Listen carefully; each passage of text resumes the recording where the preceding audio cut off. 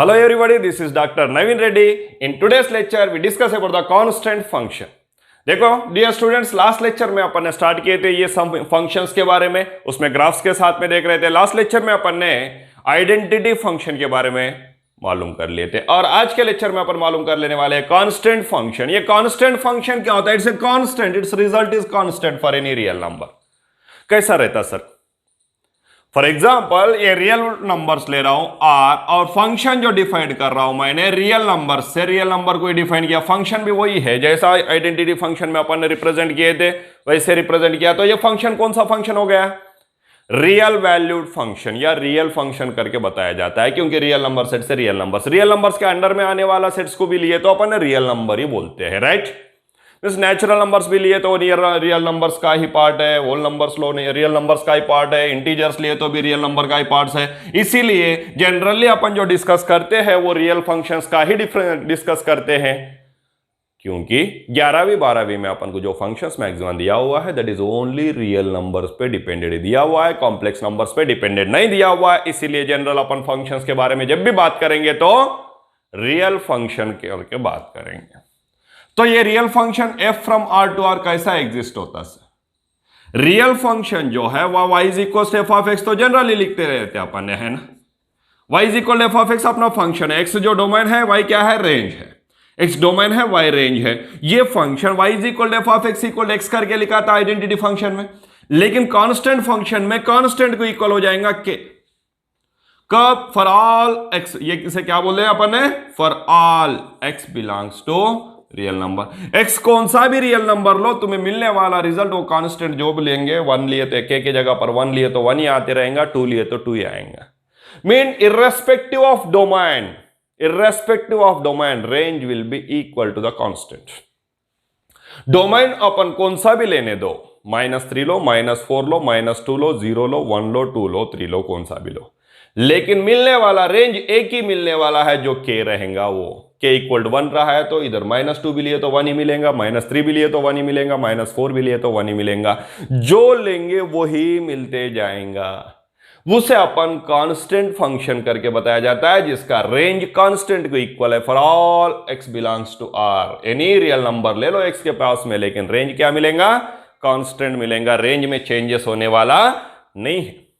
For example मैंने एक function ले लेता हूं, जिस फंक्शन लेके बात करेंगे इसके ग्राफ के बारे में। मैं ले रहा हूं जो function y is equal to f of x जो है वो फंक्शन को इक्वल टू 2 करके ले लेता हूं। k की जगह पर क्या ले लिया अपन ने? 2 लिया है। k की जगह पर क्या लिया है? 2। For all x belongs to r करके लिया है। k के प्लेस में 2 लिए, कांस्टेंट k की जगह पर 2 ले लिए। k is the constant here, 2 is also constant.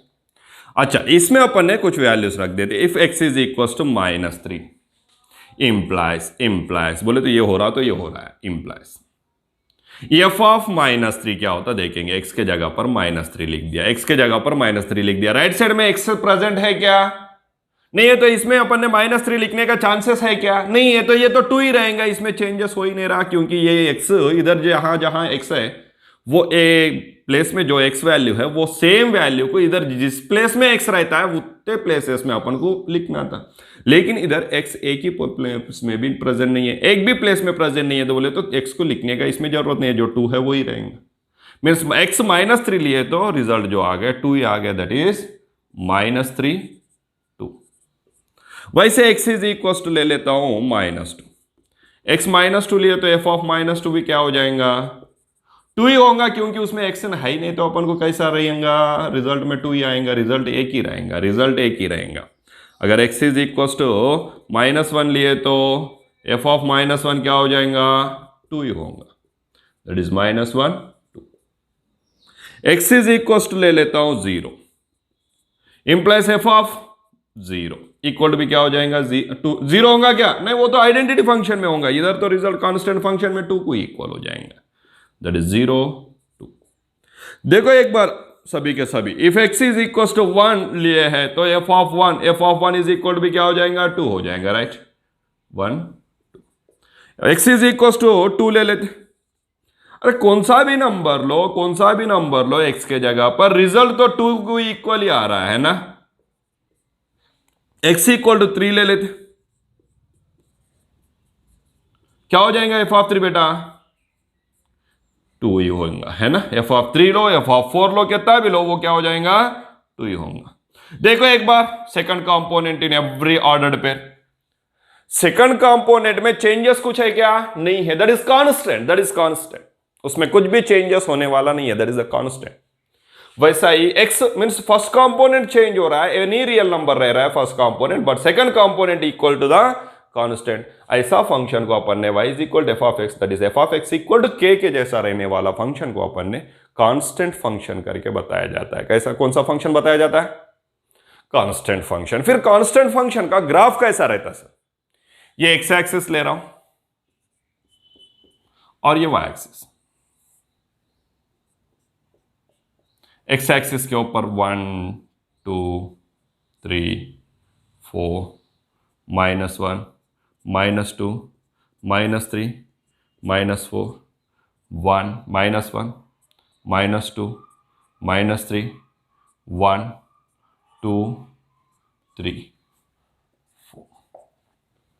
X equal -3 लिए तो y का रिजल्ट आ गया 2, -3 2 का -3 लिए तो 2 आ गया।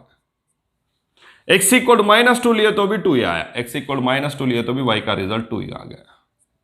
एक्स इक्वल -1 लिए तो भी 2 आ गया, एक्स इक्वल -1 लिए तो भी 2 आ गया। एक्स 0 लिए तो 2 आ गया, 0 लिए तो भी 2 आ रहा, 1 लिए तो भी 2 आ रहा, 2 लिए तो भी 2 आ रहा, 3 लिए तो भी 2 ही आ रहा, 1 लिए तो भी 2 ही आ रहा, 2 लिए तो भी 2 ही आ रहा, 3 लिए तो भी y का वैल्यू 2 ही है, 4 लिए तो भी y का वैल्यू 2 है। इसका एक बार लाइन सेगमेंट ड्रा करते हैं अपन। ये क्या है, कौन सा लाइन सेगमेंट है?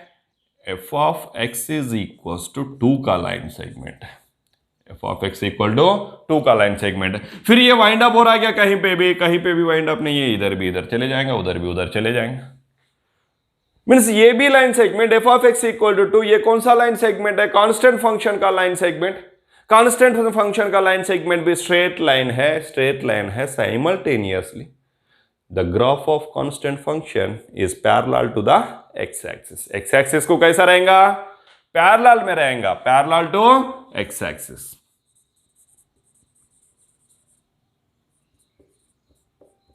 x-axis को पैरेलल में रहेगा।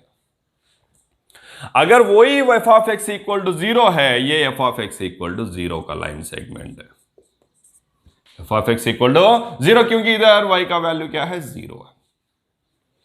Means f of x equal to 0 होता है, f of x equal to 0 होता है, that is y equal to 0, y is equal to 0 is nothing but x axis. ये कौन सा लाइन है? x equal to 0। ये कौन सा लाइन है? y is equal to 0। Means y is equal to 0 is nothing but x axis and x is equal to 0 is nothing but y axis.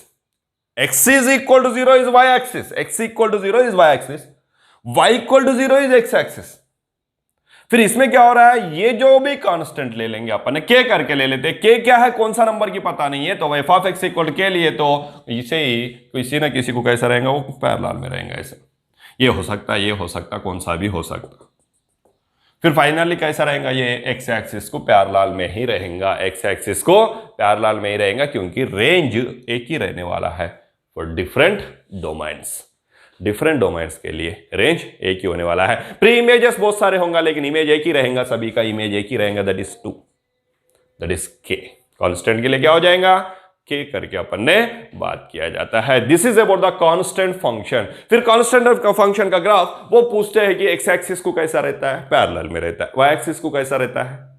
Perpendicular में रहता है। ये वाई एक्सिस है, Y axis को कैसे है? परपेंडिकुलर में है। This is perpendicular to y-axis, perpendicular to y-axis and parallel to x-axis. Means x-axis को parallel में रहेगा and perpendicular रहेगा y-axis। perpendicular को जनरली ऐसा लिखते हैं अपन, है ना, to y-axis। y-axis को कैसा रहेगा? perpendicular में रहेगा। x-axis को कैसा रहेगा? parallel में रहेगा। कौन सा फंक्शन का graph? Constant function. Constant function real function, real number से रहेगा। रियल नंबर को जब डिफाइन करेंगे तो रियल वैल्यू फंक्शन करके बताया जाता है, जिसे y is equal to f of x करके जनरली बोलते हैं अपन। Then f of x equal to k अगर हो जाएगा, f of x equal to k अगर हो जाएगा तो उस फंक्शन को अपन कांस्टेंट फंक्शन बोलते हैं, where k is a constant for all x belongs to real number. K की जगह पर अपन ले लेंगे 2, तो ये रिजल्ट आ गया। -3 भी लिए तो अपन एक्स के जगह पर जो भी नंबर लो, लेकिन रिजल्ट अपन को मिलने वाला 2 ही रहेगा, क्योंकि राइट साइड में जो एफ ऑफ एक्स इक्वल करके अपन ने लिए हैं उसमें एक्स है ही नहीं। अगर एक्स रहा तो एक्स के जगह पर ये जो भी नंबर लिए हैं अपन ने उसको रिप्लेस करते थे और जो रिजल्ट आया उसको फाइंड आउट करते थे। लेकिन एक्स आया क्या इधर, एक्स राइट साइड में है ही नहीं, इसीलिए वैल्यू में एक्स रिप्लेस नहीं होगा, जो 2 है वो ही कंटिन्यू हो गया। मीन्स इमेज एक ही था, डिफरेंट प्री इमेजेस के लिए। डिफरेंट प्री इमेजेस के लिए इमेज एक ही रह सकता है फंक्शन में, लेकिन डिफरेंट एक ही प्री इमेज दोनों इमेजेस कंसिडर करके नहीं रहेगा किसमें, फंक्शन में।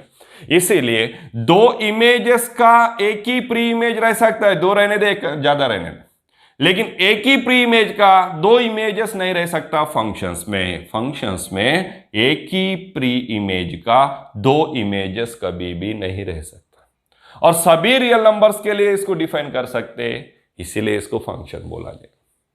तो ये फंक्शन का ग्राफ अगर देखेंगे, एक्स का कौन सा भी नंबर ले लो, वाई का वैल्यू एक ही मिल रहा है, दैट इज 2, तो वाई एक्सिस को परपेंडिकुलर में, एक्स एक्सिस को पैरेलल में उसका ग्राफ मिल रहा है, and this is a straight line. वो कैसा मिल रहा है, स्ट्रेट लाइन है। Then parallel which is parallel to x axis and perpendicular to y axis.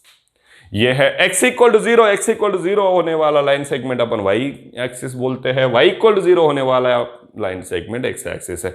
अगर वो कांस्टेंट इक्वल टू 0 हो जाएगा तो वो जो लाइन सेगमेंट मिलेगा दैट इज x एक्सिस। आज के लेक्चर में अपन ने कांस्टेंट फंक्शन के बारे में डिस्कस किए। नेक्स्ट लेक्चर में और भी कुछ फंक्शंस के बारे में डिस्कस करते हैं। Please keep watching. Have a good day. Bye dear students.